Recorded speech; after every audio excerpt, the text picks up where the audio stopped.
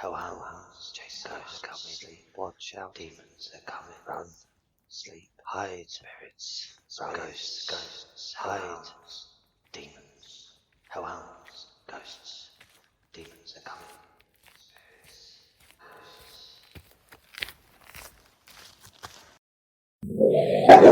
ghosts. Hello, my little hellhounds. Welcome to Home of Scares. If you like the chills running down your spine and to be scared, fueled with anxiety, then join us twice a week on Tuesdays and Thursdays. And don't forget to increase your anxiety levels. Just make sure you subscribe. Sleep tight, my hellhounds. Hello, my little hellhounds, and welcome to the 50 subscriber special with stories submitted by subscribers and members of my subreddit r/homeofscares.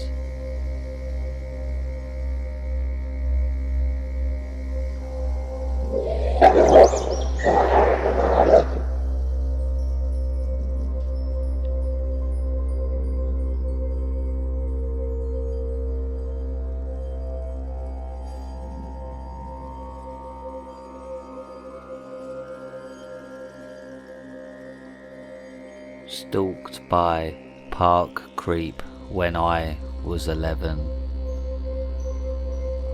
Submitted by My Name Is Not Becky.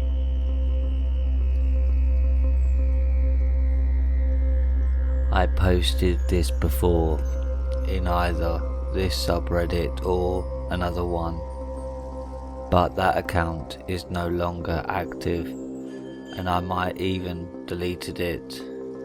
This was like a year or two ago.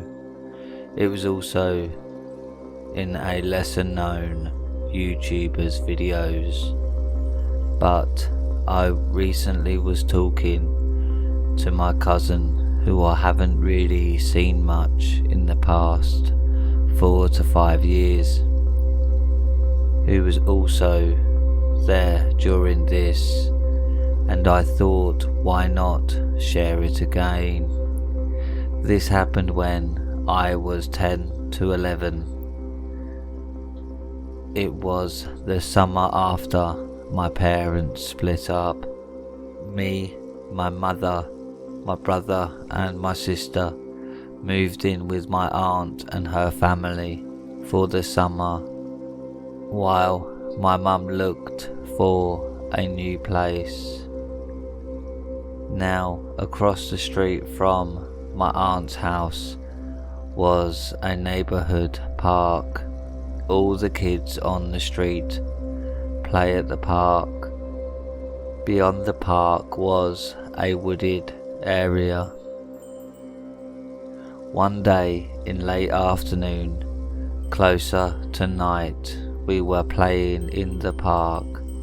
Just another day in the life of a bunch of kids, when all of a sudden one of the neighbour girls screamed. We all looked to her and she was pointing at the woods.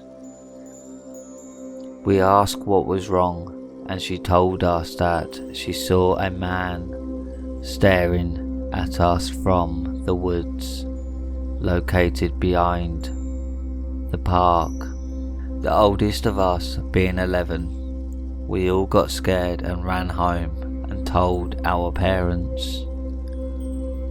At first our parents were hesitant to believe us on the girl, as the girl who claimed to have saw him wasn't exactly reliable, and by the next day we had pretty much forgot all about it and were back in the park. We weren't there long when someone else screamed and yelled that they saw the man. resulting in all of us running home. This time, our parents took us a little more seriously, and all the parents went into the wood with baseball bats. But they found nothing.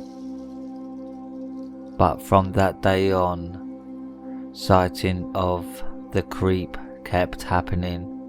Kids were seeing him in the wood almost every day. Some claimed they saw him in the park at night. Some even said they saw him in the park during the day. But mostly they just claimed to have saw him in the woods. At this point the parents were pretty freaked and most stopped allowing their kids to play there. But so there were still a few kids who did. The big blow came when one of said kids claimed the creep grabbed them and threatened to kill them. At this point our parents decided it was time to call the police. So the police came and did a search of the woods and again found nothing. A police car was stationed on the street for a few days, but nothing happened. In fact, the sighting stopped completely. Now, I know it's possible for the creep to get scared off when the cops showed up, but you see, there is this part of me that wonders if this even really happened. Now, a thought that always crossed my mind is that this might have been a joke gone bad. As I said, the first kid to see the creep wasn't one of the most well-behaved kids and had been caught in lies before, so maybe she was just trying to mess with us, and it got so out of hand that she was afraid to fess up. Maybe other sightings were just our young imagination running wild with fear, as well as kids making up possible sightings in order to fit in. I say this because some of the sightings and stories from said kids did seem pretty unrealistic. But then there's also the part of me that think, what if it did happen? What if there was a creep? What if we were really in danger? And that freaks me out. I think that might be the scariest part of the whole thing.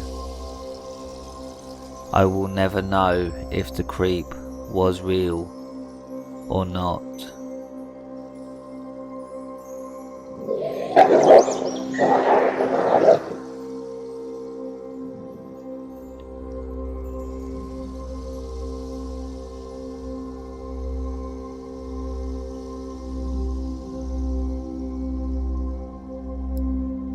How I survived a house invasion, posted by Snoo Pickles 1731. This story happened more than 10 years ago, when I was still a student.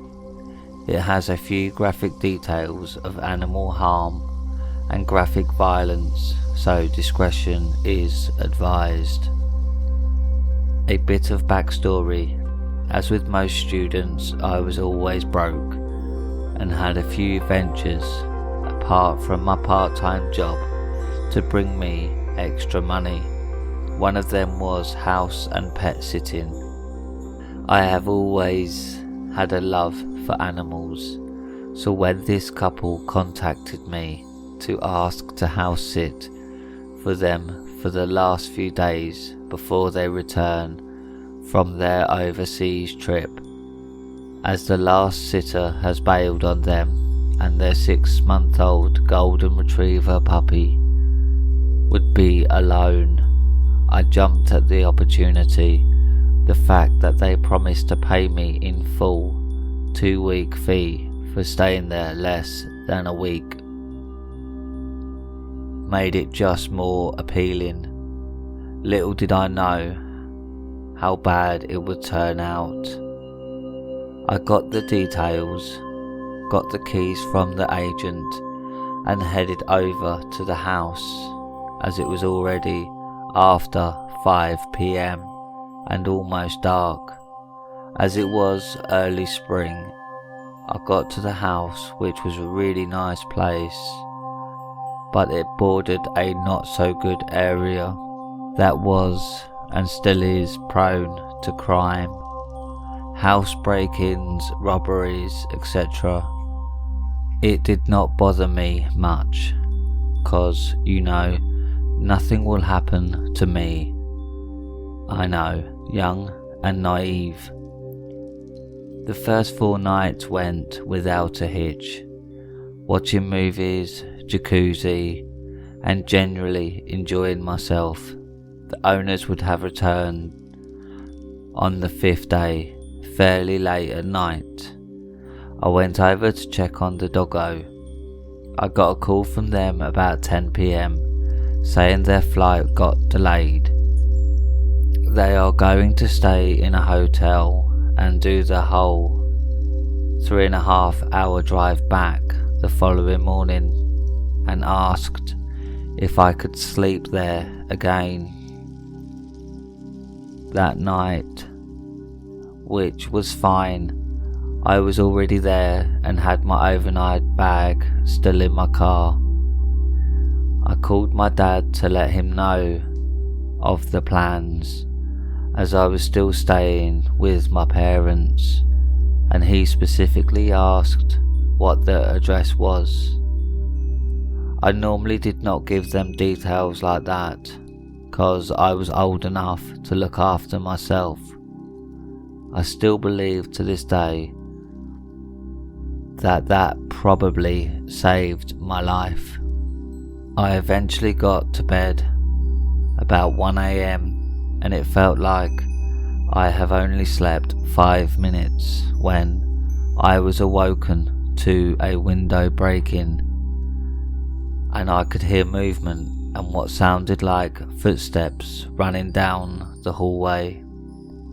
The first thing I did was grab my phone and just hit redial. Thanks to my old Motorola phone, redialing was as simple as pressing one button, as my dad was the last number that I had called. Hoping that he wakes up from the call, I then dropped the phone in between the headboard and the mattress, in case my dad picks up, that he can hear what's going on. I had barely done that when the first guy stormed through the bedroom door. I could see his silhouette, and he had a knife in his hand. When he saw me, he raised it and came at me. Now, one thing to those that is unfamiliar with South Africa and the crime is that robberies and house invasions usually are very brutal and violent. People get murdered or tortured if they are in the slightest, even slightly retaliate or not cooperate with the robbers. Out of instinct, I raised my legs back when he came at me, and when he came within reach, I kicked both legs out as hard as I can. Now, I'm not a small guy, I'm 6'3", and at that stage I weighed about 100 kilos or 220 pounds, and I was fit and strong. My time not spent at the uni or work was at the gym. I could do an easy 250 pound bench, 350 pound squat. When I kicked and made contact with the guy, he completely lifted off the ground and shot into the wall. Luckily, the knife shot out of his hand as well. Before he got the chance to get up, I was on top of him, driving my right knee into his face, and in return, his head into the wall. I knew that my life depended on it, so I put in some extra force. The guy dropped like a sack of potatoes, but before I could get up, I heard the sound of a pistol cock, and I froze. It felt like all the blood drained from my body, and I became just numb. I remember the only thing that went through my head was that if he shot me, that I would rather die than be disabled or dependent on other people that will have to take care of me. He stood like that with the pistol against my head for what felt like hours, but was probably less than 10 seconds. I did not move, and he eventually said in very broken English to get on the bed, face down. I panicked, but thought if he wanted to shoot me, that he would have already done so. So I did as he said. He threw a blanket over me, and I turned into a fetal position with my back against the wall, just so if they wanted to stab me, that I had my legs and arms in front to protect my body. Now, by that time I had forgotten that I had called my dad, and the guy that I had kneed is still down. I heard a third guy come into the room, and I could hear what sounded like Portuguese to me. I could not understand what they said, but I recognized it, as we used to go to Mozambique on holiday a lot, and that is the main language spoken there. The one guy tried to get the guy that I put down off the ground, while the other started to ransack the house, shoving valuables into a big bag. It was about this time that I heard tires screeching and a car approaching at what sounded like Mark 1. The car skidded to a halt right in front of the gate, and I heard someone scream. It was my dad. The three inside of the house panicked and ran out the back door and tried to jump the fence. My dad opened fire, shooting in their general direction. Now I know my dad missed them on purpose. If he wanted to hit them, he would, as he is not one of but the best shot that I know, and I'm not just saying that because he is my dad, but he is ex-Army Special Forces on recess for those in the know.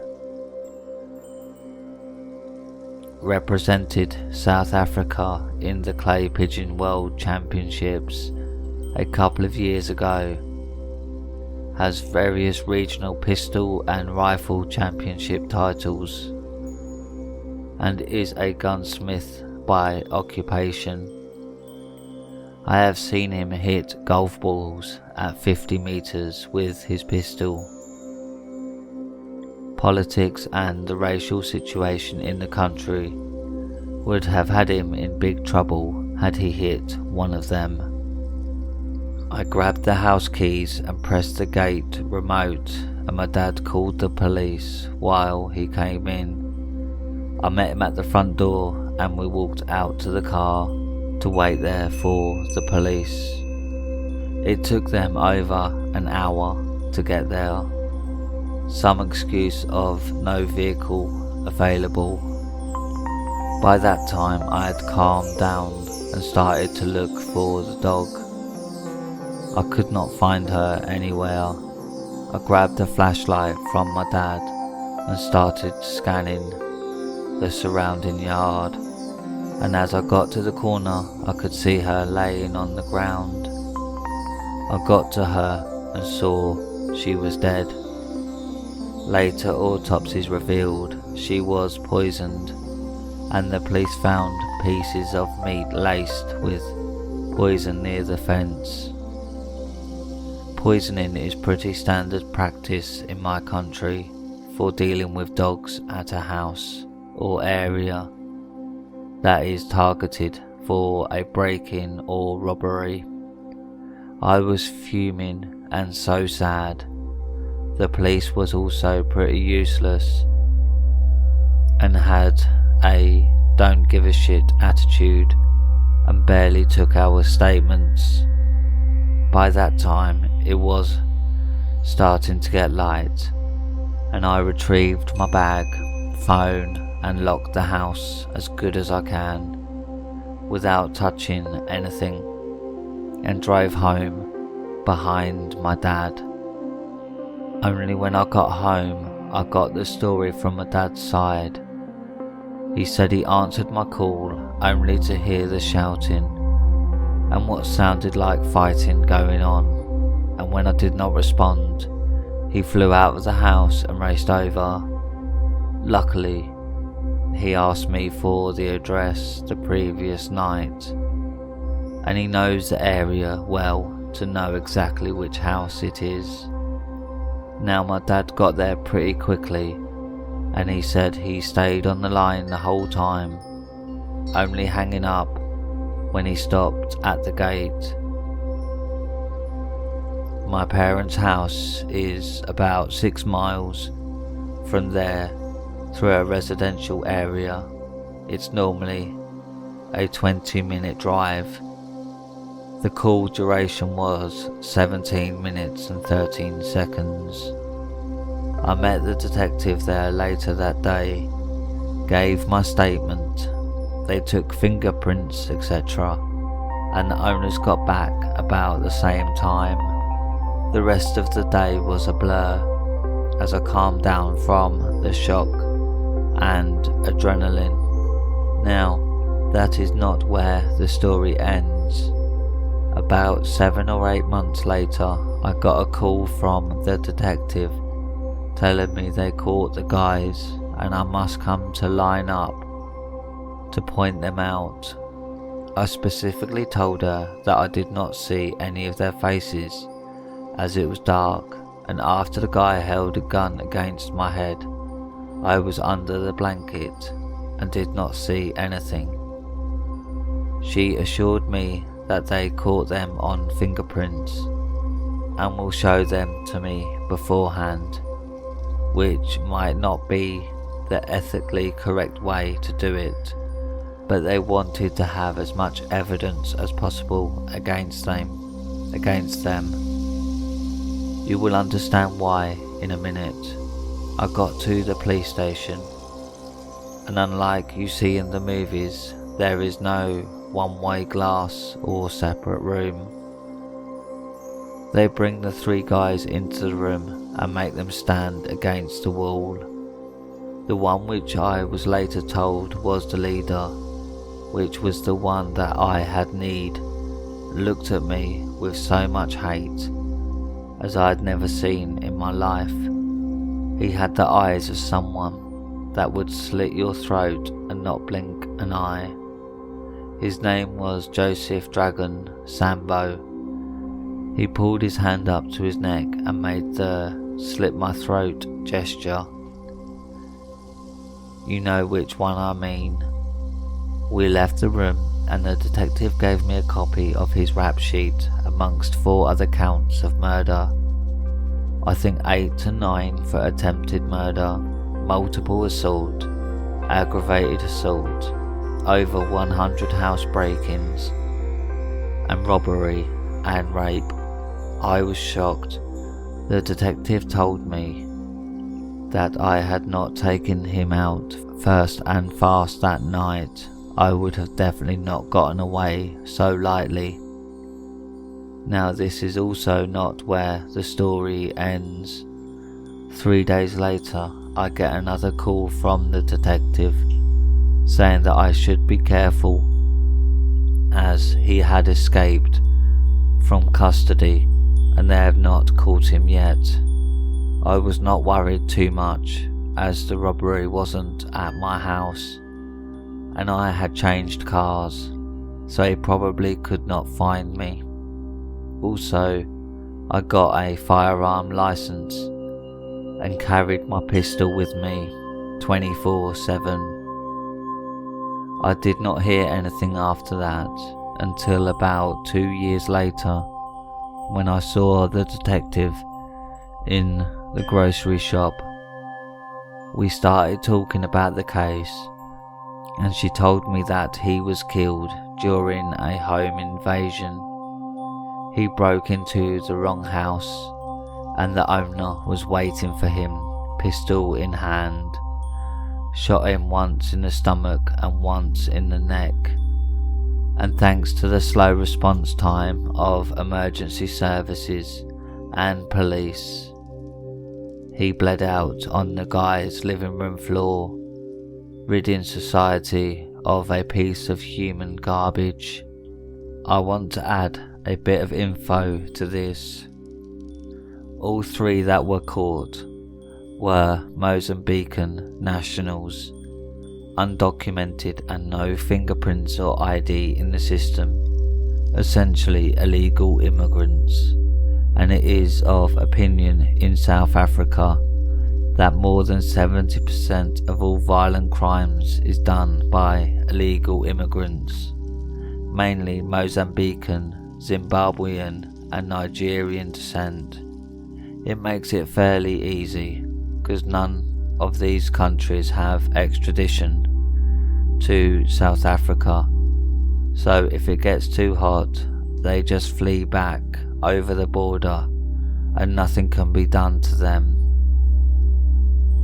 This whole ordeal has made me more vigilant and heightened my situational awareness and made me a little paranoid to double and triple check all doors, locks, etc. Also, thanks to my heightened situational awareness has allowed me to remove myself from a few potential dangerous situations. In the years after the incident, but it has also robbed me of my peace of mind. I have since immigrated to a safer country, but I still sometimes wake up at night if I hear a noise. So to keep up with tradition, Joseph, we will never meet again as you have passed, but to his cronies or anyone that wants to try something similar, please do pay me a visit. I will arrange your swiftly departure and reunion with Joseph in hell. And to Joseph, I hope you died in agony for poisoning Daisy.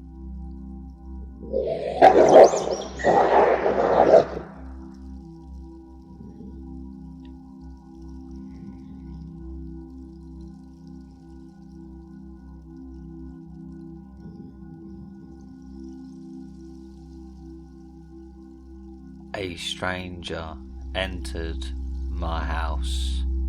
Posted by Risk Fantastic.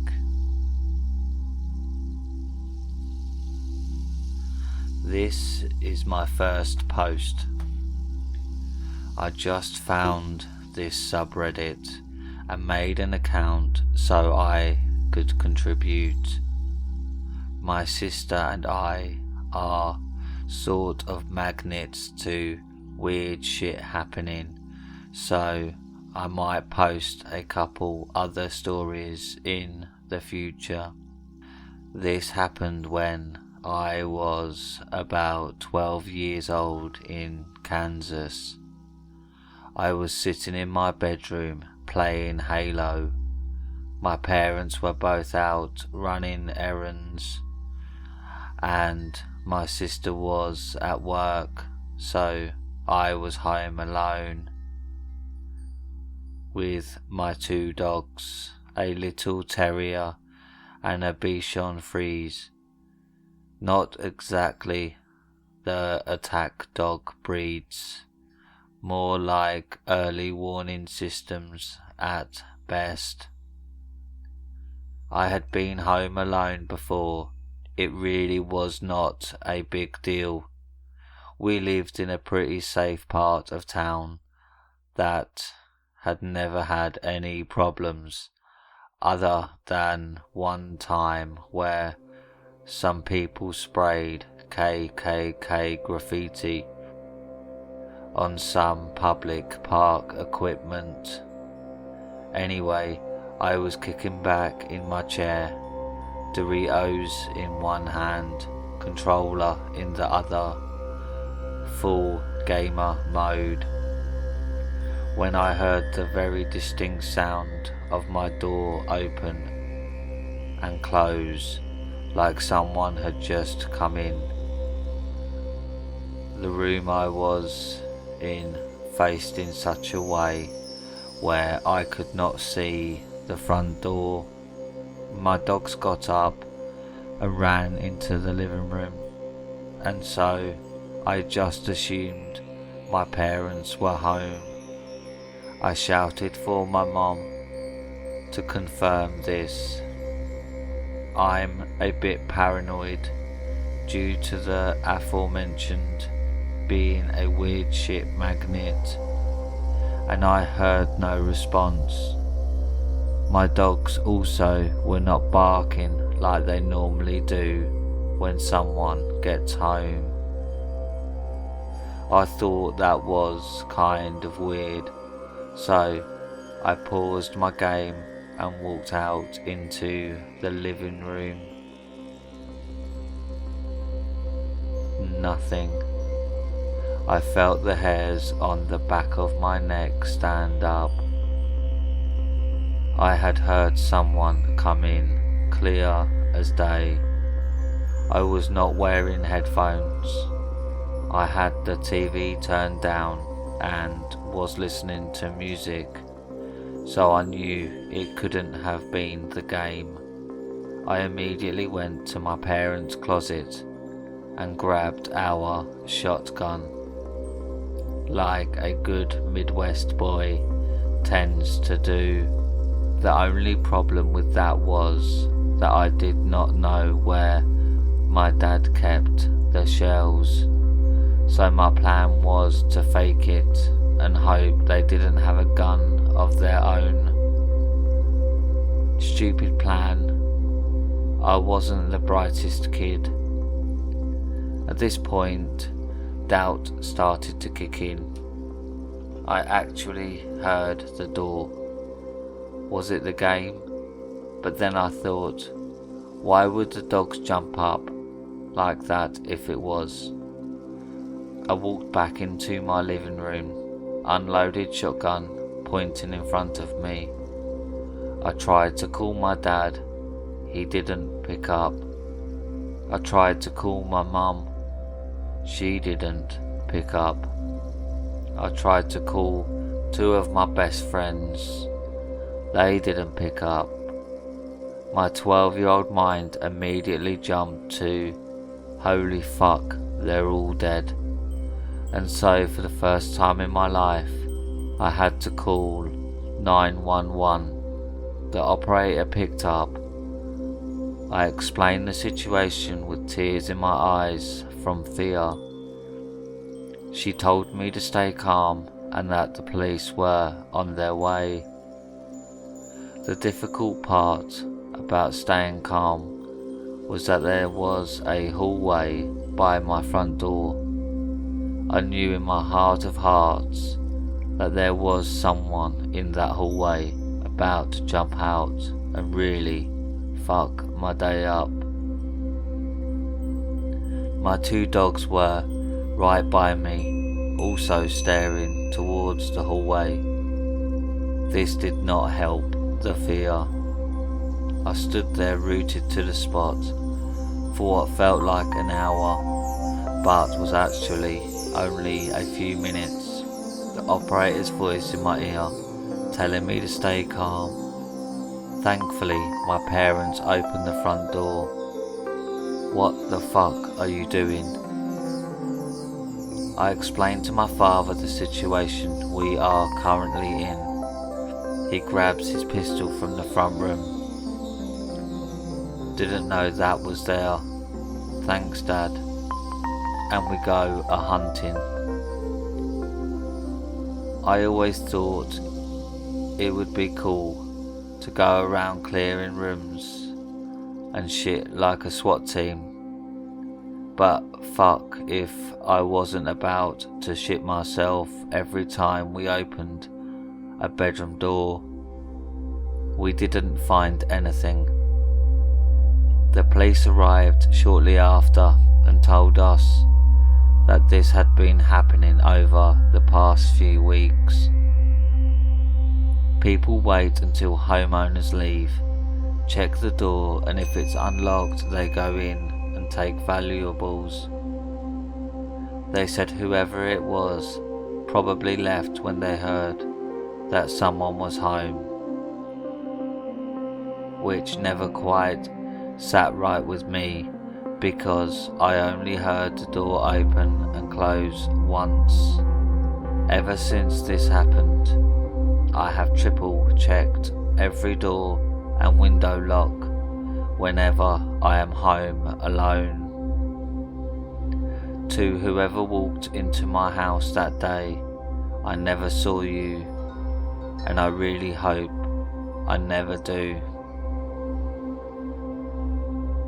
As a fun little postscript to this story, I told it to one of my friends and he goes, "You only heard the door once. You probably heard them leaving, not entering then. They were already in the house." That was not comforting.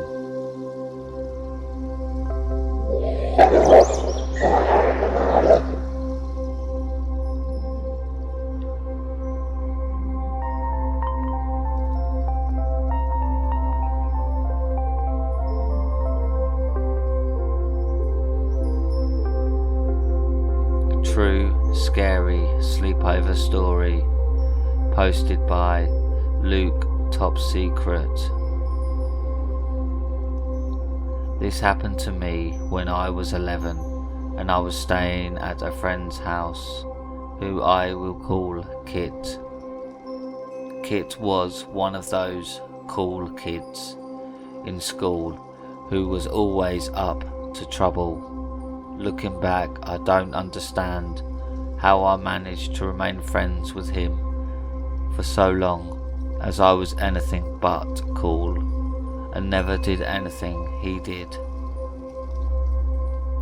One night I was staying over at his place on a Friday after school, and we started playing touch footy in the backyard, one-on-one. After playing for about 20 minutes, he asks if I heard a game called Mop, which I did not. He explained to me the way the game works is you hide by the road, and when someone walks or drives past, shout the word Mop, hoping to get some kind of reaction. I suppose the game can be known by any other name, but in my case, he called it Mop. I agreed, so we went down to his front yard and looked up and down the road to see if anyone was heading our way.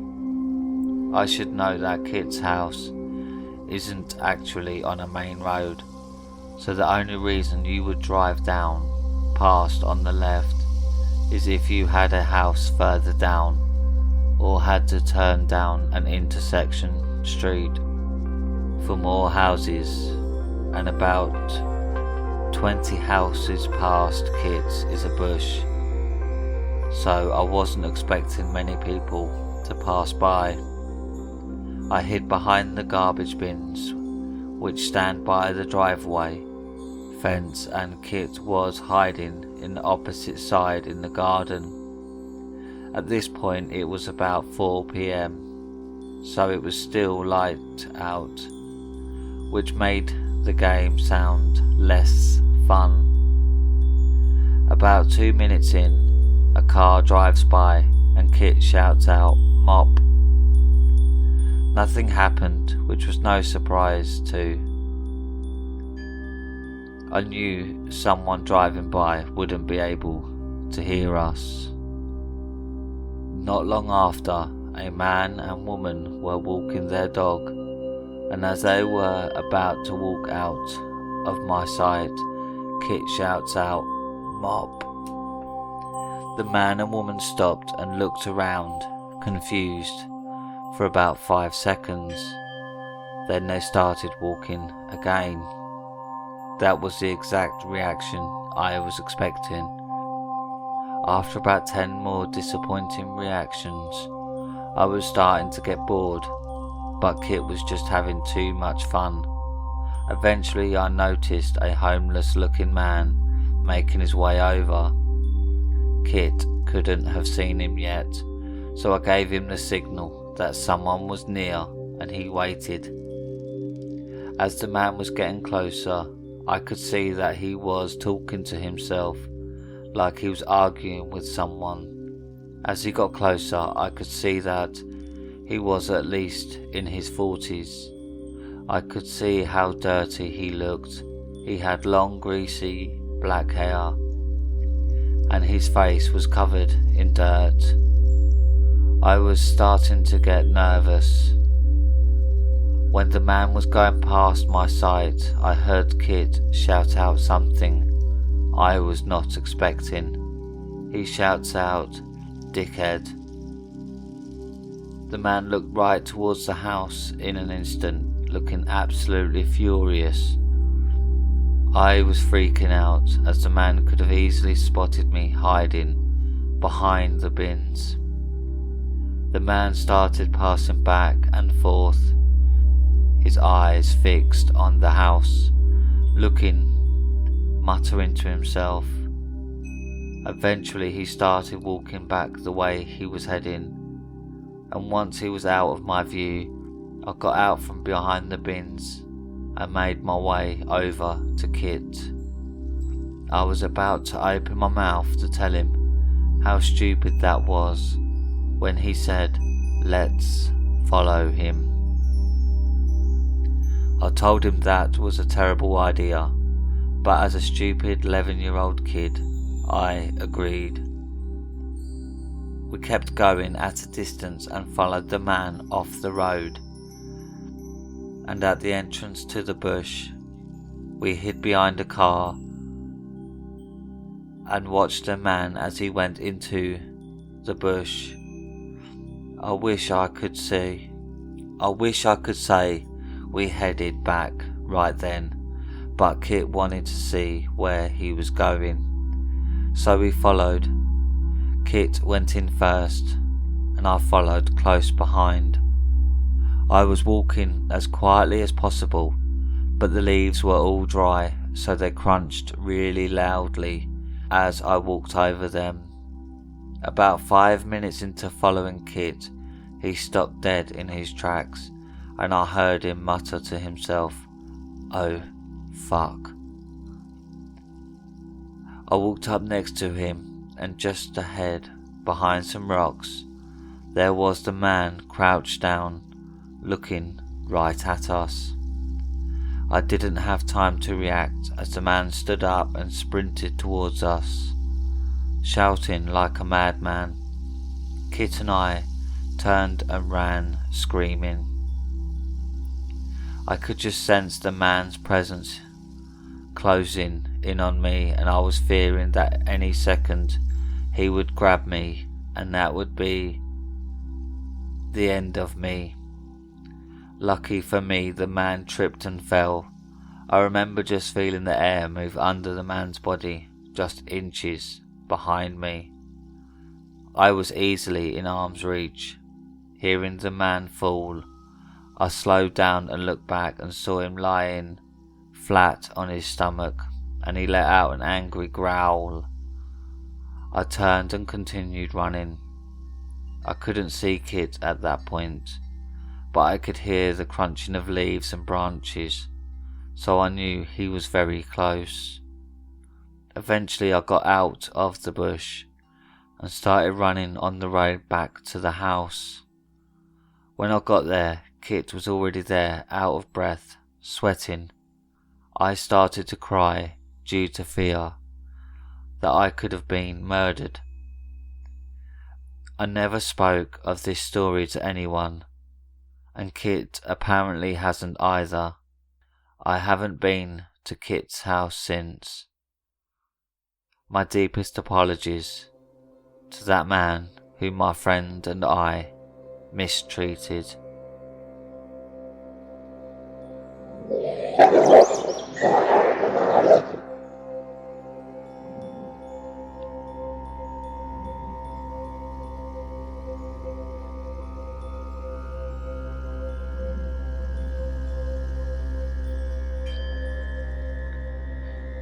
Creepy new neighbourhood woman, posted by Dominator Horton.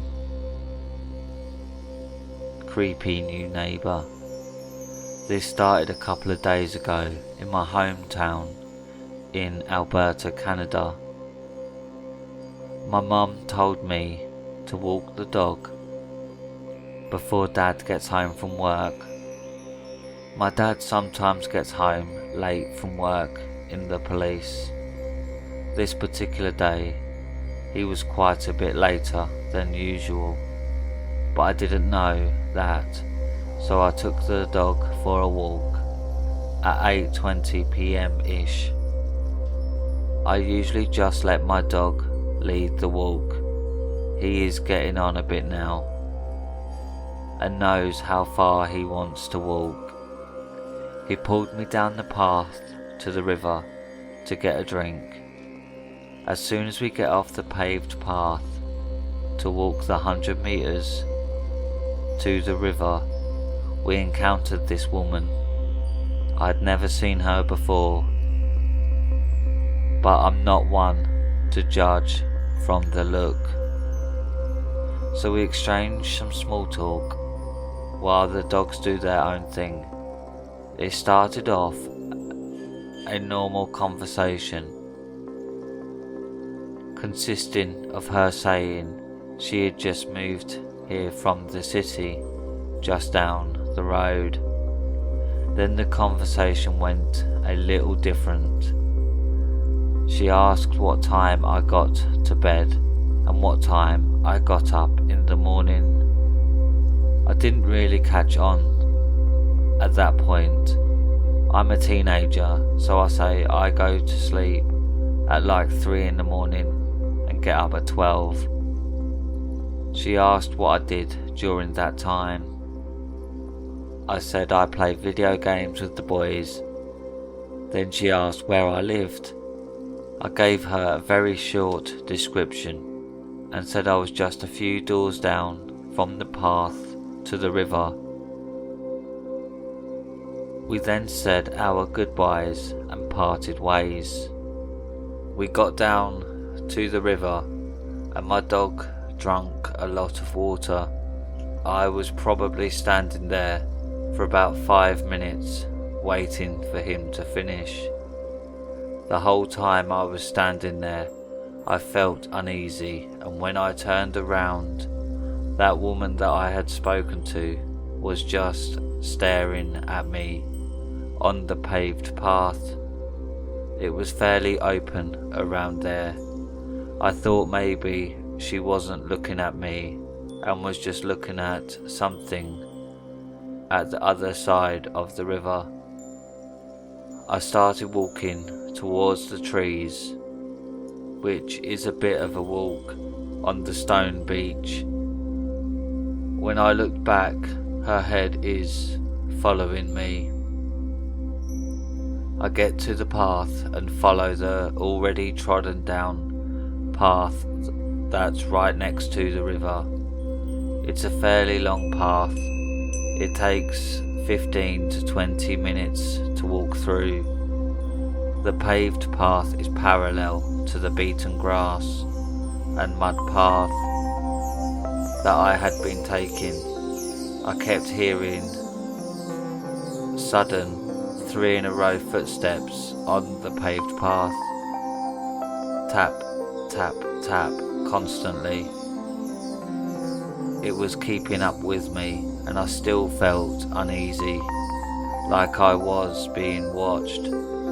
But I kept my composure and just kept walking. I got to the T-split in the path, where you can go back up to the path or keep going. I chose to go back up as my turn off to get back to my house is at the top. I'm walking cautiously up to the path because we get a few snakes around that area, and I look to my left to see the 3 dogs she was carrying running through the woods, and her crouched down in and among the trees.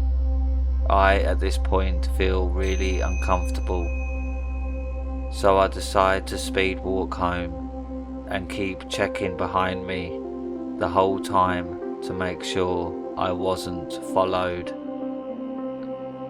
Cut to the next day. I was again told to walk the dog, but today I went a different way, so I didn't encounter this woman again. I started walking, and about 5 minutes in, I get that same feeling from yesterday, the feeling of uneasiness. I look around, and surely enough, I spot that woman. She is standing there, talking to her dogs. At this point I thought nothing bad, because I talk to my dog too. I thought it was just a coincidence, so I continue to walk and run into some friends, talk with them for a bit, then keep walking. I was still feeling uneasy. When I had stopped to talk to my friends, the woman also stopped, and I guess tried to make it seem like she was looking at someone's house that was for sale. And as soon as I started walking, she did too. It's like she was following me. I thought it may stop if I speed up, but she stayed very close behind me, no matter what I did. It was about lunchtime at this point, and as a teenager I was very hungry, so I walked home to make myself a sandwich. She followed me all the way home, so I locked all the doors and got my food. Cut to that evening. For dinner it was a really nice day, so we decided to eat dinner outside on the back deck, which faces out into the backyard. That has a path that no one really uses behind the yard fence. We get onto the deck, and out the corner of my eyes I see something moving around on that path. Looked over and saw that woman walking her dogs. I thought it was creepy, but then she walked past the house over and over and over again, looking up at me each time, until eventually she stopped and stared at me for what felt like a lifetime, but was probably around 10 seconds. Then she walked off. Cut to today. I still feel really uneasy going anywhere near my deck or yard, but I didn't have to walk the dog today as my dad did when he got home. But each time I looked out of the window I saw her, but she always scurries off before I see too much. So crazy woman I met down by the river, let's not meet again. ever.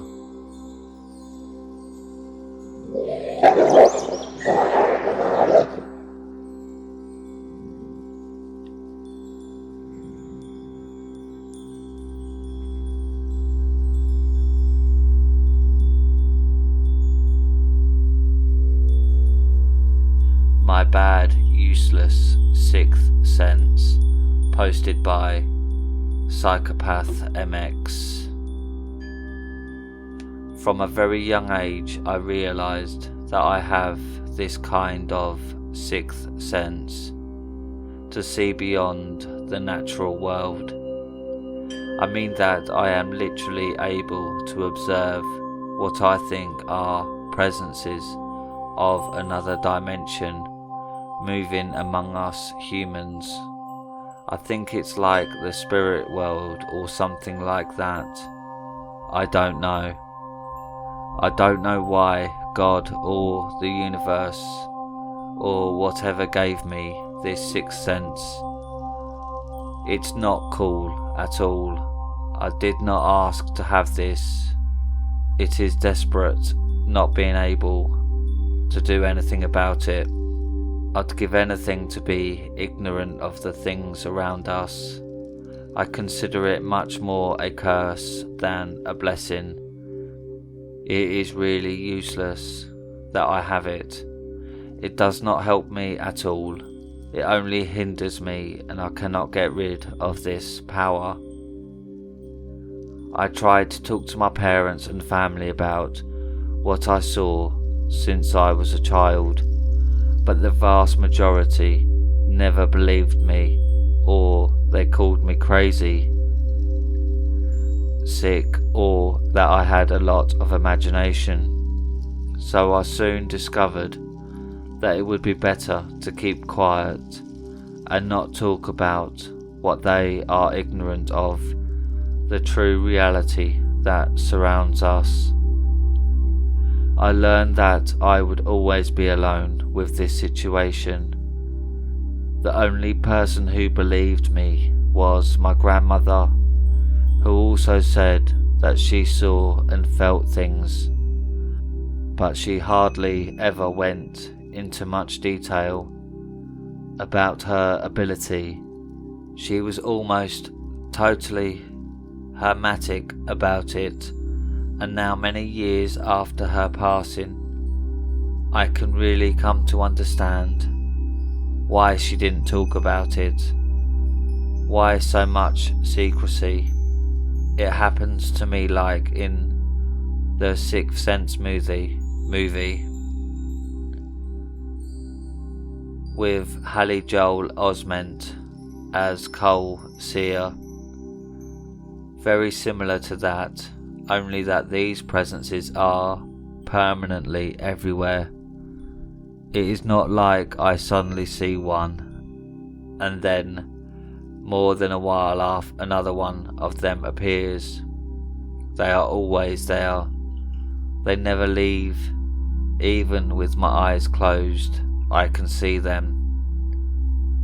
It is difficult to explain, but I see them most of the time as humanoid figures made of a very fine static, almost imperceptible. If I stare at them directly and concentrate, especially at night, they become more real for me. I see their facial features, like noses, what would be the shape of their heads, almost the same as ours, humans. Their shoulders and even their eyes are a very rare, pale white colour, and they know that I can see them. Sometimes over the years they have shown me those things have interacted with me. For example, they seem to approach me. They have made me feel so much uglier, that electrified sensation in my head, and even somehow they have made me feel a kind of waves of heat, not so much to literally burn my skin, but yes, to make me sweat and feel a strange embarrassment. This is rarely when this happens. They are there around me or us every second without rest, every day, day and night, wherever I go. In the case of going out of my house, I don't really know if they are the same entities who follow me, but I dare to say that there are millions more of them on the street outside my home, for which obviously I also feel observed and surrounded. I have also experienced interaction with another dimension when they move some things in front of my own eyes, or when I am about to sleep. Even with my eyes closed, I can see and feel what I describe as golden lights that quickly illuminate me, waking me up, and other times they have pulled the sheets out from underneath me, and I have felt some breaths in my ear. They have made me feel like a liquid falls on my hair without these getting wet physically, and even when I am sick and I feel very bad, they have made me feel better using these golden lights that calm me down and lower the disease a little more. It is as if in those times they take care of me. In fact, I remember that sometimes when I was a child, about to fall from a high place in a very risky way, they literally made me float until I was left on the ground without damage, in that way taking care of me. I say thank you for that, even though I know I will not receive any audible response. That above is when I feel like tranquility, something good, but I have also come to experience hostile things. I have seen demons around us in generally amorphous forms, and others as dark and somehow red serpents with horns in a rolled up form stuck on the walls. It feels horrible to see them. I see them in a fraction of a second, but at the same time it supernaturally feels like more time than it really was. It is difficult to explain, and they make me feel a very ugly heat, different from the good, but super uncomfortable heat waves, and they make me feel twice those things have pushed me. Very few times they have tried to possess me, not like in the movies, but by changing my personality, I become very aggressive for a few seconds. They increase too much of my sociopathy in a very ugly way. Yes, I am a true sociopath, but I wrote that in Ask Reddit and made me see my eyes totally black in the mirror. It is really uncomfortable and scary to know that I will never be able to be alone, no matter where I go. Trying to ignore them is difficult. I think there can be other people with my damn ability, but so far I have not met anyone like me. Something happens in my brain, like a chemical reaction to those things, or I don't know, but many times when I feel that they move through my body, I feel this strange sensation as an electrifying tingling in my left side,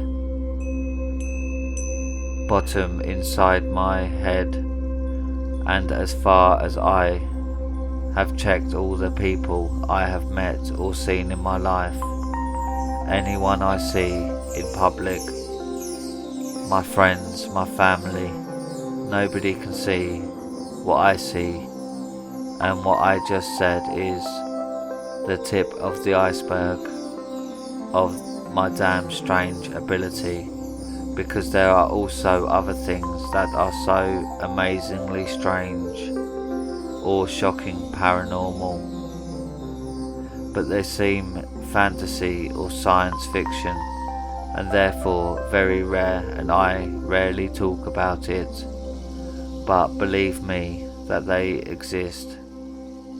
It is true, we are not alone. It seems to me that our dimension relates or combines with other dimensions at the same time.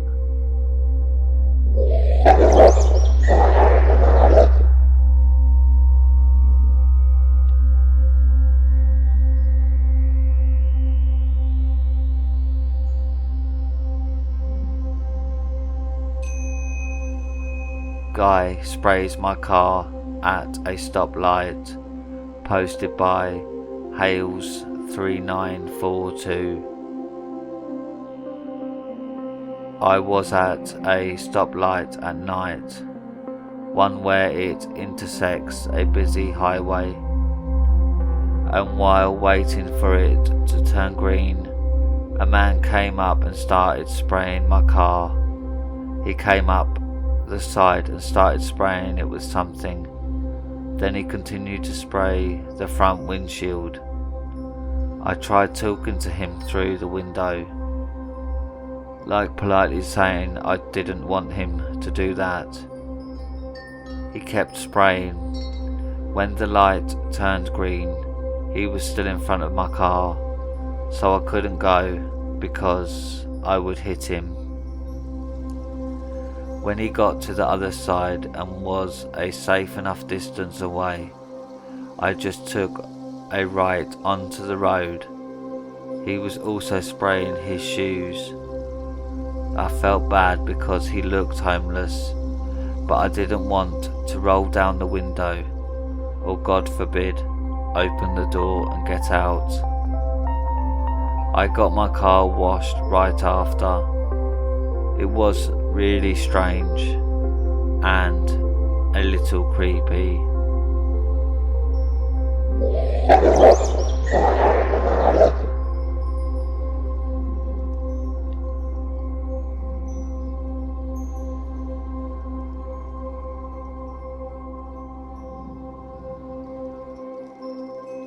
The school trip, posted by Noah Doa. Context: when on a school trip in Laos in haze season, knowing damn fucking well just how likely someone is to die, these school trips are notoriously bad and unsafe. I personally almost died twice and overheard what I'm fairly sure was a murder. All of us were 13 to 14 years old and weren't allowed to bring phones because nature is cool and phones are bad.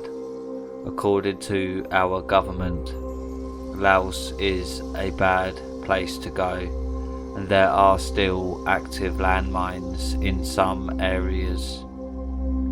Me and one of my friends were sharing a room at this crappy sub 1-star hotel, which was absolutely infested with mosquitoes.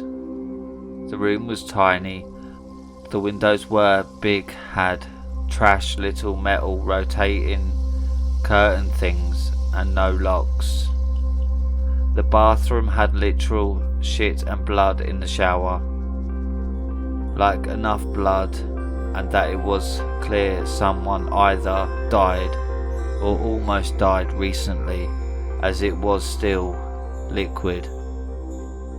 So on the window looks out to this little alleyway where like 5 homeless people are literally living and doing needle drugs.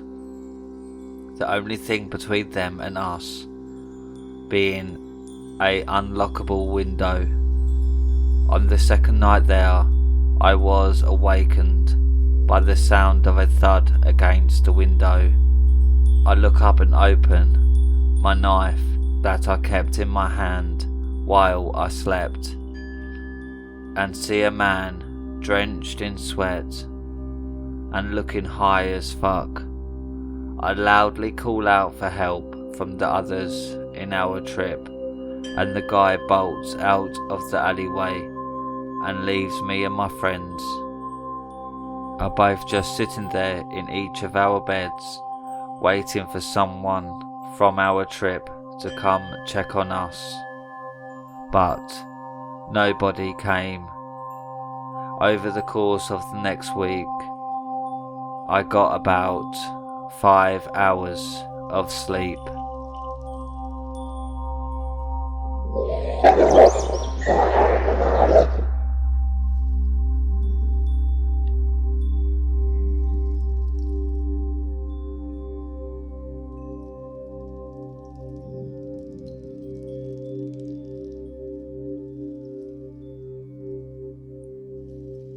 "2,000 miles to get here, uninvited." A couple of years ago, I flew home to visit family. I'd be there about a week, then we'd head to the coast for a week, then back home for another week. I totally needed this break. I'd just ended an on-again, off-again relationship. Like seriously, one day on, the next day off. It took 7 months of putting up with it, because you're supposed to fight for what is important to you, right? Anyhow, I finally just said it was done. No more chances, no trying to work it out, just done.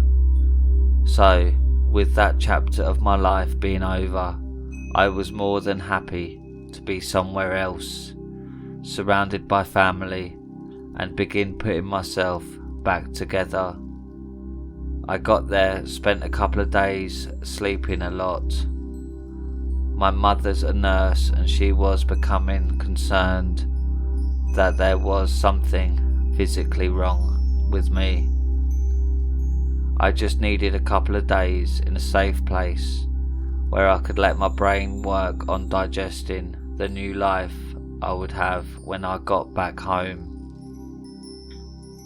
So before we left for the coast, I met up with a friend from grade school that I'd kept in contact with over the years. I thought it would just be he and I, but it didn't really faze me that another person was there. We hung out for a while and then I needed to head home because I had to take a backwards rural route to get home, or taking a different route that would add another 20 miles onto my trek.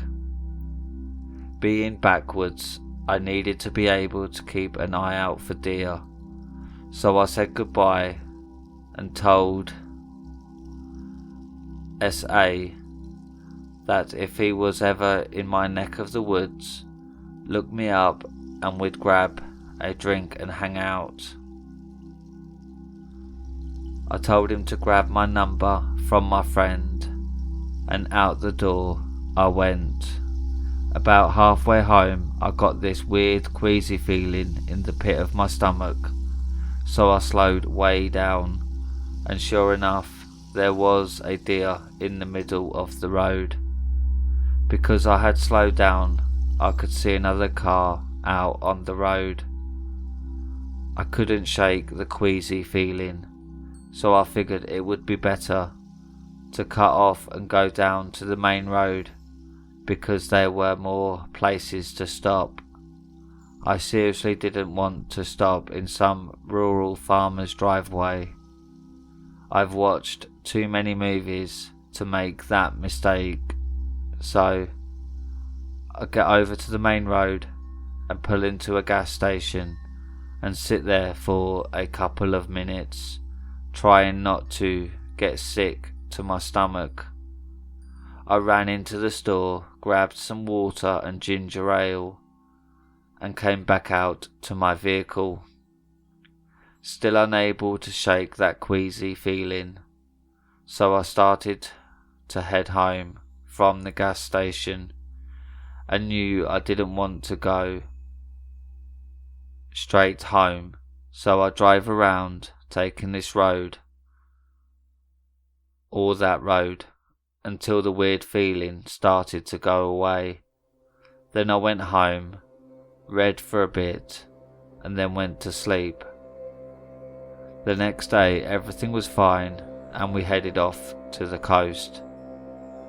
Fast forward 2 weeks, trip is over. I'm still feeling a little bit fragile over the breakup, but that's all. I figured I would begin the process of cleansing the environment of negative energies and then work through the baggage that came from the breakup. I knew there was a lot and it would take time.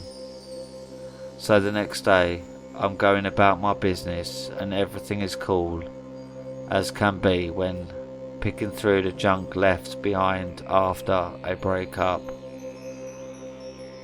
I'm really just doing mindless things to zone out and not have to think too much on the activity, since my brain was working full time already.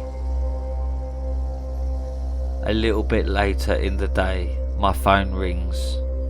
I don't get a lot of calls, so I assumed that there might be a family emergency and that I needed to answer it ASAP.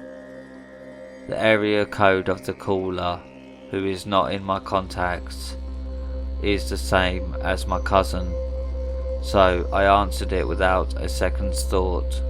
On the other end was SA, the acquaintance I met at my friend's house. It's a little weird to have him be calling me, but I'm not thinking that anything is terribly out of the ordinary. I asked him what he was up to, and he said he was at the airport. I still find it a little odd, but I said, "Oh, that's cool. Where are you going?" He said that he'd already landed. Again, I'm distracted and really just want to get him off the phone, so I could go back to my mental sidestep and zone out while my brain chugged away. So I said that I hoped he had a good time wherever he was. He said that he needed me to pick him up. Screech. What? Did you just say you needed me to pick you up? Yeah, he replied. I came to visit you. Pause there for a second. I know for a fact that I didn't show any more interest in him than general courtesy. Even the tossed over the shoulder look me up comment was one of those polite things to say, because you never actually plan on seeing them again. Unpause. Why did you come to visit me? I asked. He said he felt a deep connection and wanted to be with me. I'm starting to get angry as well as freaked out at this stage. I told him I didn't feel a connection at all and couldn't believe that he would fly across the country to see someone that he'd spent maybe 2 hours with. He said that I invited him when I said to look him up. I said, no, that's just a polite thing to say to some random person. that has made a very small impression on me. He said that he needed to find a way back home then, since I misled him. WTF. Look me up if you're ever in my neck of the woods. Had led him to think that was a basis for any sort of encounter that was meaningful. He said that he needed a place to stay until he could get the money for a plane ticket back. I said there were more than enough hotels that he could stay at while he got himself sorted out. He said he didn't have any money after buying the random one-way plane ticket. So at this stage I'm flabbergasted, angry and freaked out that someone would do that on a one-way ticket. I finally caved and said he could stay the night while he sorted shit out, but I expected him to be gone no later than the morning of the day after tomorrow. So I bring him back to my place, throw pillows and blankets on the couch, and turn to head to my bedroom, and he asks if he can sleep with me. I'm like, no. Actually, no fucking way is that going to happen. So I point out that I have firearms and do not attempt to come in. Next day I have to work, so I woke him up and told him to get up and find a way home immediately. I also told him that I had to work but would check in on his progress, because the next morning I was dropping him off at departures regardless of whether he had a way back or not. Went to work, he blew up my phone all day, wanted me to come back to my place for lunch. I told him no, I'm way too busy. I finally get home from work and I'm chuckling at a text I got about my dog. And that's when I noticed that he rearranged everything, and by everything I mean every room of the house has been rearranged. I flipped my lid. I asked him why he thought it was normal to do anything like that. Instead of answering, he asked me who I'd been talking to. I said that it really wasn't any of his business, but I had received a text from the guy watching my dog while I was on vacation. Colour me shocked when he says that he doesn't want me to talk to that guy. No longer freaked, full force apocalyptic disaster is about to be unleashed and leave nothing but a smoking crater. The temperature drops to about 10 degrees. And I very calmly said to get his shit, and I was calling a cab to take him to the airport because he's a fucking psycho. Side note, full rage has been achieved when it feels like the temperature drops and I speak very calmly. If I'm complaining about something, it's a quick burn. If I go monotone, calm and tilt my head to one side slightly, that is where I hit Arctic level anger. So he, unaware of the environmental change that has occurred and that the chances of survival are dropping by the second, decides to tell me that he used my computer and got my ex's phone number, and they both agree that I was just heartless. We're fast approaching the epic scale disaster, and he finally seems to notice how deep into rage I had sunk. I told him it was unlikely that he had gotten into my computer because it's a full quote of a part of The Art of War by Sun Tzu. He would have had to have been the processing power of the Hadron Collider computers, and it was obvious that was not the case. I told him he had 3 minutes to get his stuff and get out, or I wouldn't be responsible for what would occur. So, still yelling insults at me, he gathers his stuff and leaves. I used to get calls and texts from him. I'd block one and 6 more would pop up, but it eventually stopped. To this day, I have no idea nor interest in knowing where he's at or if he made it back. So, crazy dude who would hop on a plane with a one-way ticket based on a random polite comment. Let's not meet again.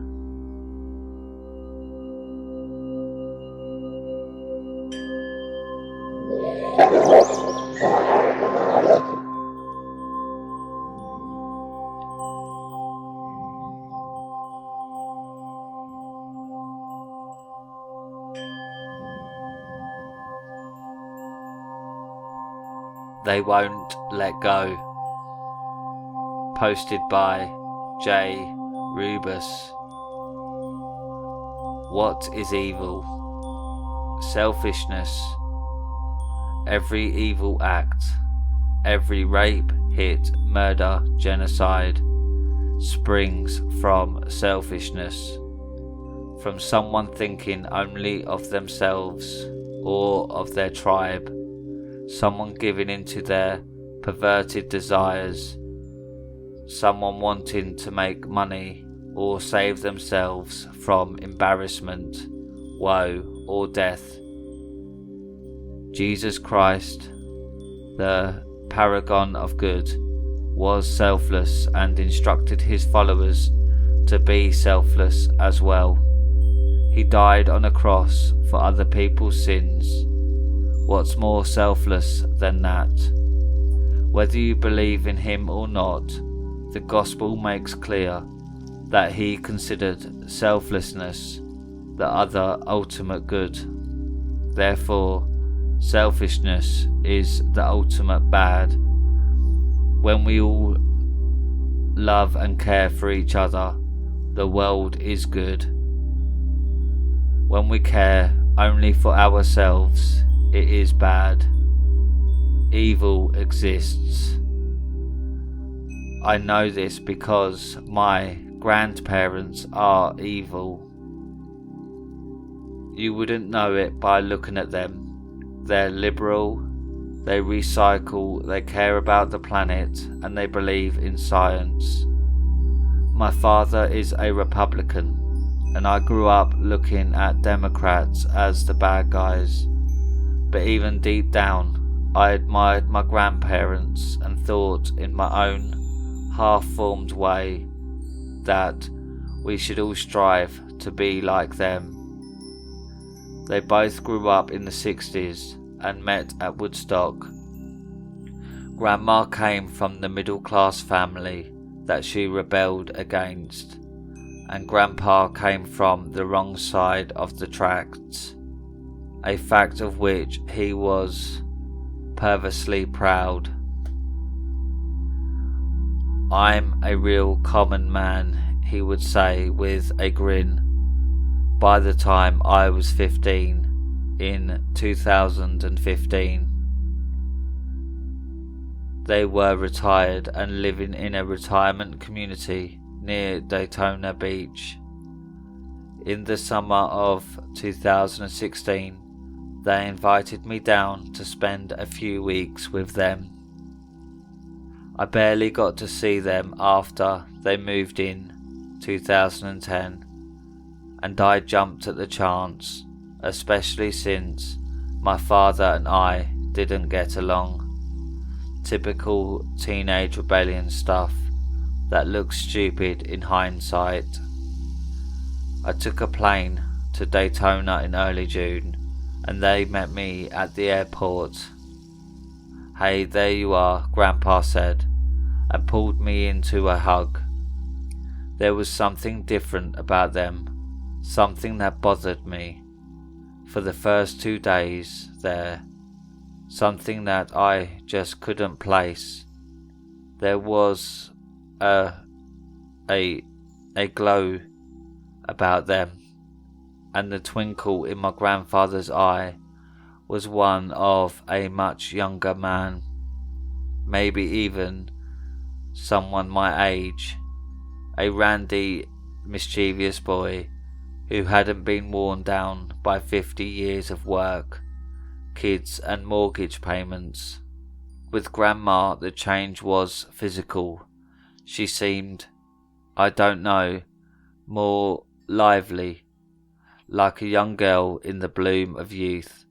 I figured I kind of aged them up in my mind and thought of them as older and slower than they really were.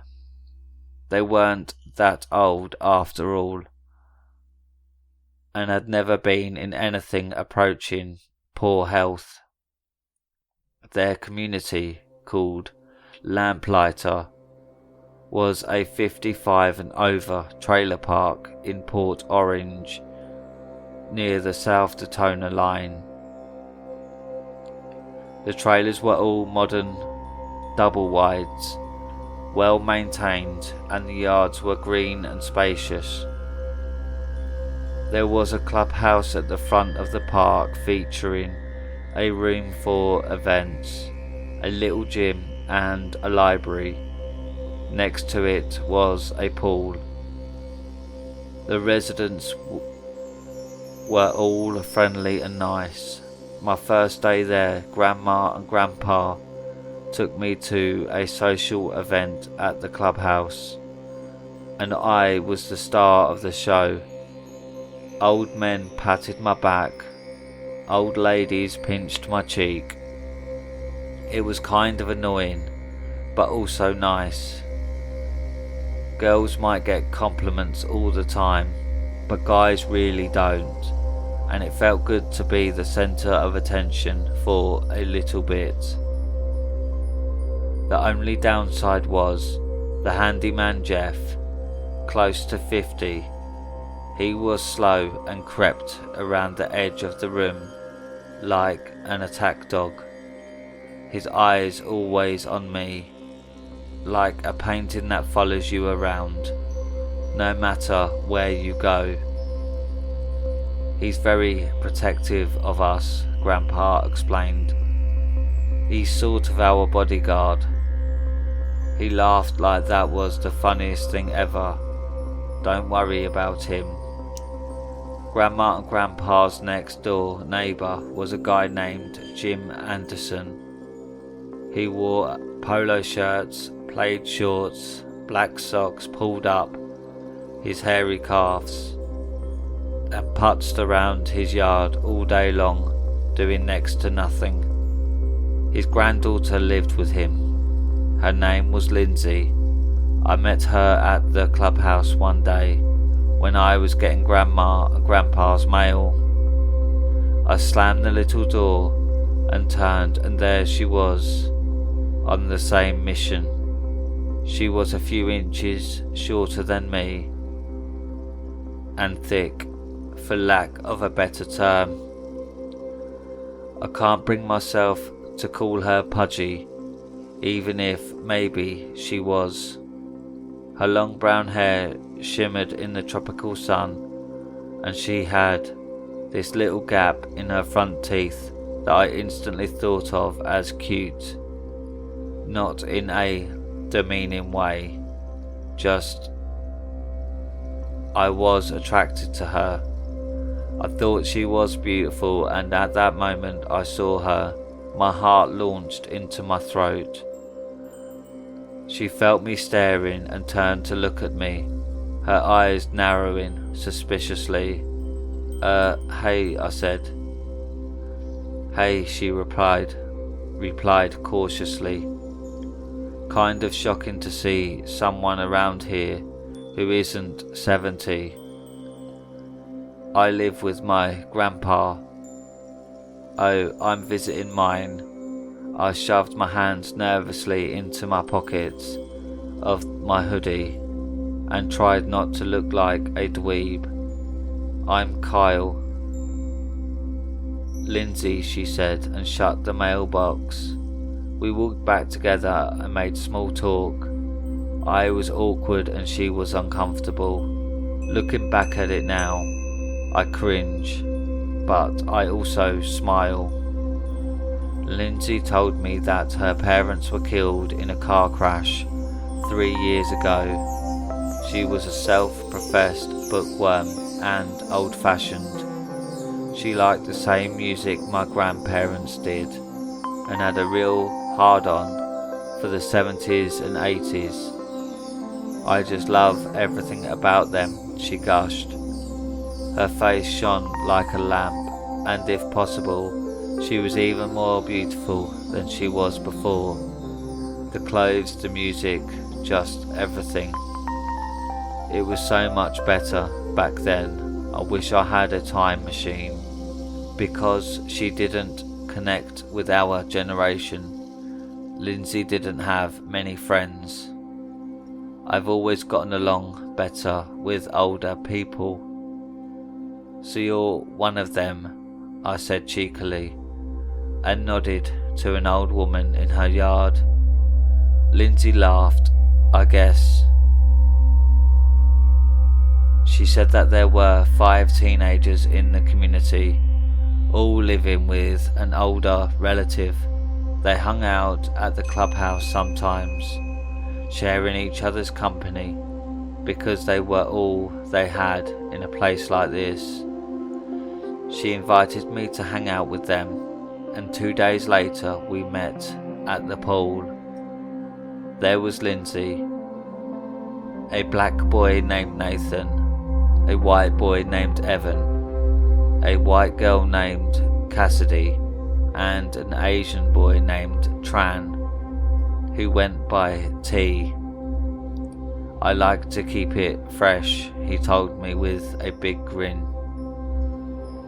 "Fresh as a dirty diaper," Nathan said and rolled his eyes. "You got me fucked up," T said. "Man, shut up," Nathan said. "You sound so dumb. I thought y'all were supposed to be educated." "School of Pimponomics. Class of 2016, T replied. Evan snorted, "You wish." We hung out most of the day, and when it was over I decided that I liked them. It didn't last very long. 3 days later, T dropped out of sight. I went to his house and his grandparents said he moved in with an uncle in Iowa. There was something in their eyes that told me they weren't being entirely honest. I accepted their story anyway. I wish I hadn't.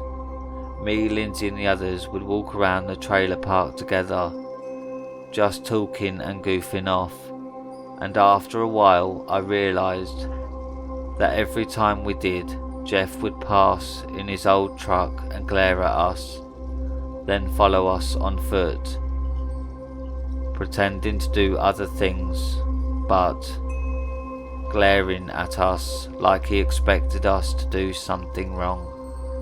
I kind of got that even then. Some teens do dumb shit, but the murder in his eyes creeped me out. Did he do something to T? Handyman Jeff, more like Jeff the Killer. Hey, in early June, Evan disappeared. Same thing.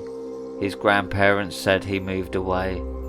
Their eyes were red as though they'd been crying, and his grandmother's voice trembled as she told me he was gone. It felt like she was telling me he had died. The rest of us talked about it. Nathan agreed with me that something was wrong. Cassidy thought we were stupid. Lindsay just looked uncomfortable. "I'm sure it's nothing," she said. "Kids come and go here. You know that." Yeah, Nathan said, a little too much. Because they visit. Not all of them, Nathan pointed out. How many kids have we known who moved away? Lindsay fell silent. He's wrong, she told me later. We were walking aimlessly along one of the twisting streets after dark, the humid light of the moon playing in her hair. There's nothing strange about it at all, he's just paranoid. I didn't notice the hint of desperation in her voice. I didn't realise she was begging me to believe her. If I had, I may have known she was lying to me. Maybe, I said. I don't know. She stopped and looked at me, her eyes dark and mysterious. Really, don't get caught up in some conspiracy stuff. We gazed into each other's eyes, and slowly, like the moon pulling the tide, our lips met. She kissed me, her tongue light and timid, and I kissed her back, mine clumsy and overeager. She grabbed the front of my hoodie and pulled me closer, and I cupped her face in my hands. The kiss deepened and became more urgent. Her heart pounded against mine, and I remember thinking, she's really into it.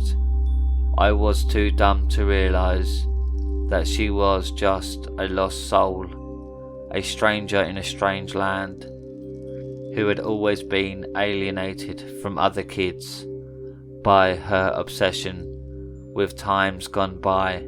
I didn't realise that, deep down, she was sad and alone, and on the outside looking in, that she was desperate for someone, a boy her own age, to understand her. I just thought she liked me. She pulled away from me and flashed a dreamy smile. That was nice, she said. Yeah, I said, the taste of her mouth like candy on my lips. It was. I put my arm around her and we walked home. The next day I went over to Nathan's house. His grandfather, a stooped man in a baseball cap, boasting the name of the company he served with in Vietnam, appeared at the door. Is Nathan here? I asked. Even if I live to be 1,000, I'll never forget the look of hatred that crossed his wizened face, his bushy eyebrows angled down in a deadly V, and his puckered lips drew into a weird sneer. The venom in his expression struck me like a fist to the stomach, and I stumbled back against the railing. He's not here, he spat. He went to visit his aunt. His eyes hardened as he spoke, and his lips puckered even more, as though the words were sour in his mouth. Oh, okay. He slammed the door, even though it was almost 90 degrees. A shiver raced down my spine. I turned and froze. Across the street, Jeff stood next to a bush in someone's front yard, a pair of shears at his side. He was staring at me. His expression was much like Nathan's grandfather. An old woman came out of her trailer and walked over to him. He turned to her, and the hate was gone, replaced by the look of a small puppy overjoyed to see its master. I took the opportunity to escape and made my way to the clubhouse. I found Lindsay and Cassidy sitting in the library. Lindsay smiled when she saw me, but it faded away at my pale-faced expression. I sat down across from them and stole a look around, crazily convinced that Jeff would be there, like a killer from a bad horror movie. who can be anywhere he wants, anytime he wants to be there. Nathan's gone, I said. I told them what happened, and the colour drained from Cassidy's face. Come on guys, Lindsay said. It's nothing. He only went to visit his aunt. He's coming back. Seems kind of strange that it just happened like this, I said. He didn't even mention it. That's Nathan for you, she said. I was stupid and in love, so I listened to her. I trusted Lindsay over my own gut instinct, and I accepted a lie once again. After Nathan disappeared, I didn't see much of Cassidy. I spent most of my time with Lindsay. We would sit in the padded swing of her front porch, talking and holding hands. When her grandfather wasn't around, we touched and kissed. When he was around, she would show me music videos from the 70s and 80s on her phone. I didn't really like any of it, but her face always lit up when the music started to play, and she would stare at the screen with a sly little smile, mesmerized. That's how she looked with each video. She lost herself in a time that she never knew, a time that she fetishized and revered only the way someone who wasn't really there can. For her, the 80s were a warm, fuzzy dream. Nothing bad happened there. It was perfect. It was paradise. On July 25th, I can still remember every detail. Lindsay's grandfather was away. She led me into her bedroom and we kissed on her bed until we were heady and drunk on one another. Our hands roamed and our bodies quaked with need. She was never more beautiful than she was, with her hair pulled around her head like a halo. And no woman has ever felt as right as Lindsay did. Someone somewhere said that your first name is always awful, but mine wasn't. At the end of July, Grandma and Grandpa started acting strangely. Grandpa wouldn't look at me in the face, and when Grandma did, I saw mourning in her eyes, the atmosphere light and summery. Since June turned dark and tense. Grandpa didn't joke, and Twinkle and all the Grandma's liveliness seemed to have drained away overnight. It was almost like someone died. I asked them what was wrong, but they said everything was fine. Bullshit. It was probably a cancer diagnosis or something. One of them was sick, and the doctors didn't think they'd make it. Dread gnawed at me, and I laid awake at night in worry. I'm not exactly the best at sharing my emotions. I keep things to myself, but Lindsay managed to drag it out of me one day. We were sitting on her grandfather's padded porch swing, our fingers entwined and Lindsay's head resting on my shoulder. She always squeezed so tight, just like she was afraid someone would take me away from her. It's probably nothing, I said haltingly. I'm kind of scared. When she didn't reply, I turned to look at her. Unshed tears shimmered in her eyes. A single bead streaked down her freckled cheek like a fleck of diamond, and my heart dropped. What? I asked. She shook her head. Nothing, I was just thinking. About what? How much I don't want you to leave. Is it possible for something to sound like a lie and the truth at the same time? Can someone mean what they say but mean something else. I pulled my hand out of hers and pulled my arm around her shoulder. She melted into me and we just sat there. The only sound, the hiss of the wind in the trees and the metallic twinkle of wind chimes. I wanted to promise I wouldn't leave her, that we could stay together, but I couldn't, so I said nothing. Friday night, August 2nd. I was sitting in my room and scrolling through Discord when Grandpa came in without knocking. Grandpa always knocked. I looked up and his face was pale and drawn. He looked far, far older than I'd ever seen him. In an instant I knew something was wrong. Lindsay's here. That's not what I expected to hear at all. Your grandmother's dead, maybe, or I have terminal AIDS. Why did he look so upset? Lindsay was here. I put my computer aside, pulled on my hoodie and went outside. Lindsay stood at the bottom of the stairs, and when she saw me, the corners of her mouth turned up in a pallid smile. "Hey," I said. "Hey," she replied gloomily. "What's up?" I asked. She shrugged. "I just wanted to see if you wanted to go for a walk."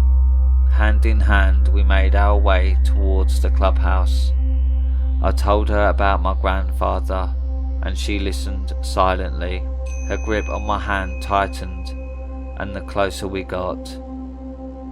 Then I thought she did it to comfort me, but now I think it was out of desperation.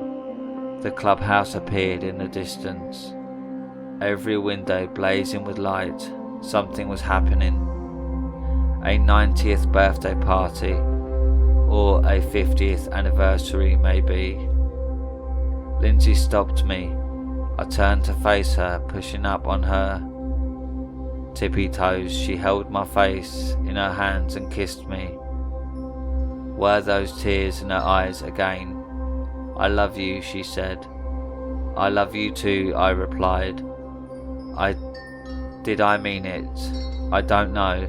I was 15. Did she mean it in her own way? I think she did. Holding my hand again, she led me purposefully toward the clubhouse, her grip forcing my knuckles together.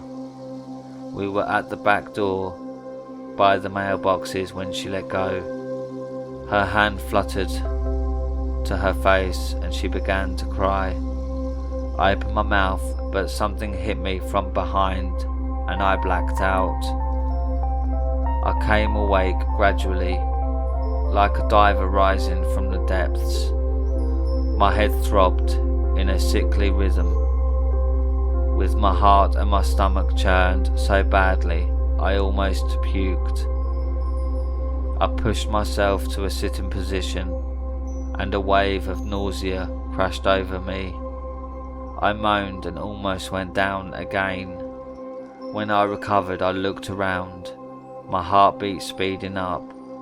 I was in a cage, in the storeroom, murky light emanating from an overhead bulb. I was naked, save for my boxers, and there was a dog collar around my neck. A door opened and Lindsay came in, her eyes pointed ashamedly at her feet. She wore a long brown robe with the hood pushed back. Her face was white and her steps somber. "What's going on?" I asked, panic gripping me. "What's happening?" Still not looking at me, Lindsay knelt before the cage. I tried to stop them. "Who?" I asked. "The masters." My head spun. Masters? Who were the masters? "I really tried," she said, her voice breaking, "but you were chosen." "For what?" I asked. Finally she looked up at me, great sadness in her eyes. "As a sacrifice." Before I could reply, Jeff came in. a leash in one hand and a cattle prod in the other. Lindsay produced a key from the folds of her robe and unlocked the cage. Jeff dragged me out, attached the leash to the collar and shoved me towards the door, making me stumble. They led me into the main room where all the events were held, and what I saw froze my blood. All of the residents, old men, old ladies, people I'd spent the summer getting to know, were crowded in the middle of the floor, each one wearing a robe like Lindsay's. Jerking left and right, I saw Nathan's grandparents, Evan's, mine. Grandma looked away, tears streaming down her face, and Grandpa gazed into the ether, regret stamped onto his face. At the head of the room was a metal X-shaped thing on a raised platform. Mr. Anderson stood next to it and watched me with disdain as Jeff and Lindsay strapped me into it, binding my wrists and ankles. Lindsay stroked my cheek, favoured me with a longing look, then joined the crowd. Mr. Anderson's voice filled the room, rich and booming. We are gathered here tonight as the last generation, the greatest generation, the generation that shall not pass. Forever, everyone intoned. Winter approaches each of us, but we will not give it quarter. We will not allow ourselves to fade away. We have built the altar and the works upon it, and we will not hand them down. I struggled against my bonds, sputtering broken words and half-coherent prayers. I flexed and rolled my wrists. The right one, the one Lindsay secured, was loose. We will not lay down and let the new generation, an inferior generation, take our place. This is our world, and we will cede it to no one. He withdrew a wickedly sharp knife from beneath his robe, and terror burst into me.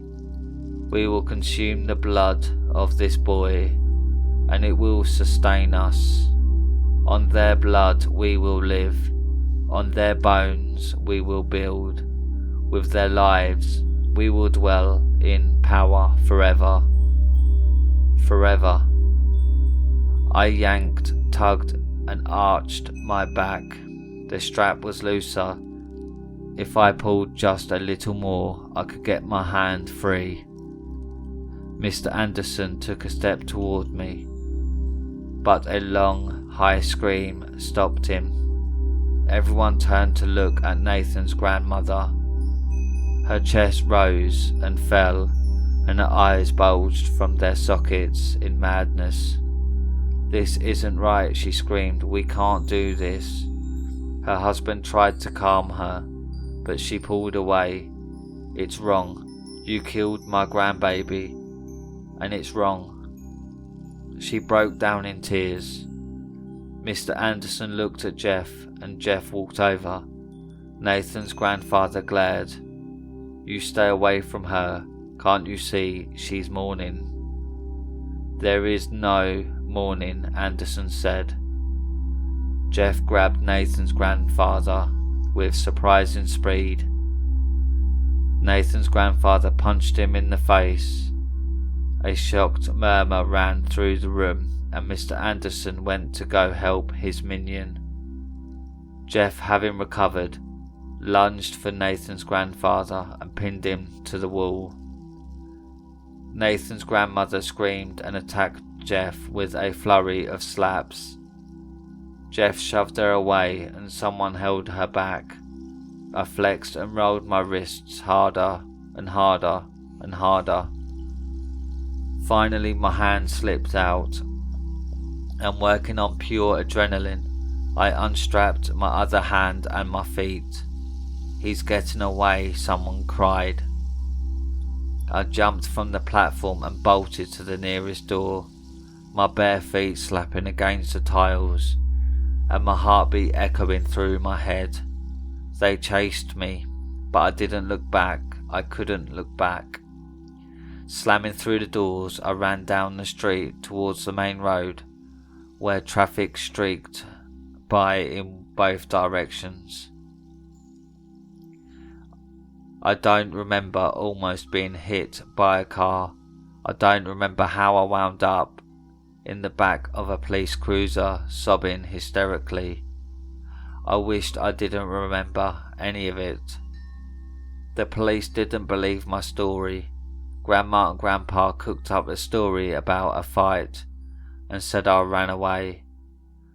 Dad bought it because he thought I was an asshole, and Mum bought it because who wants to believe that their parents are killers? I haven't spoken to anyone about this since it happened. Not Mum, not Dad, and not my grandparents. They send me cards for my birthday and Christmas, but I never read them.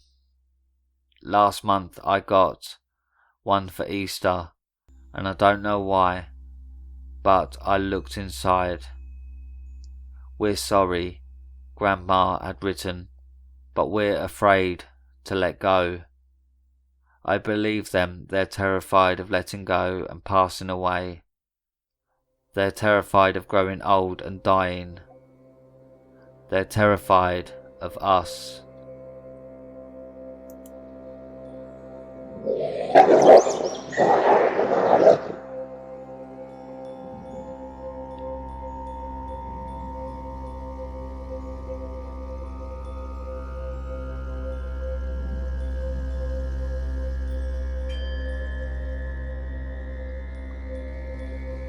Well, my little hellhounds, that's it for tonight.